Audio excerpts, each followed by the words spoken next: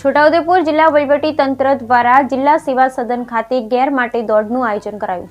આદિવાસી પરંપરા સંસ્કૃતિની ઝાંખી કરાવતા ગેર મેળાના લોકમેળાને રાષ્ટ્રીય કક્ષાના મેળાની શૃંખલાને મૂકવા જિલ્લા વહીવટી તંત્ર દ્વારા નવતર પ્રયાસ કરવામાં આવી રહ્યો છે।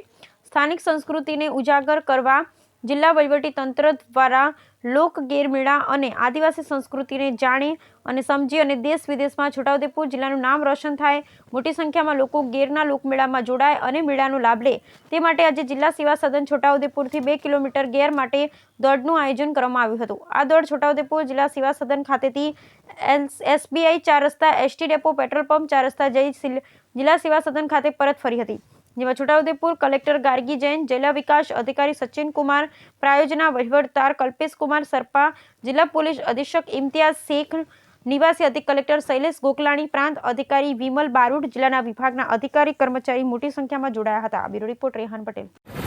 આપણે બધા જાણીએ છીએ 16મી માર્ચ ગેરના મેળાના આયોજન છે કવાંટ ખાતે, તો એના બધા લોકોને ખબર પડે કે ગેરના મેળા આપણે 16મી તારીખે આયોજીએ અને શું છે એમાં, એટલા માટે અમે જિલ્લા વહીવટીતંત્ર તરફથી એક ગેર માટે દોડના આયોજન આજે કર્યા છે, જેમાં અરાઉન્ડ 100 લોકો રન કર્યા છે।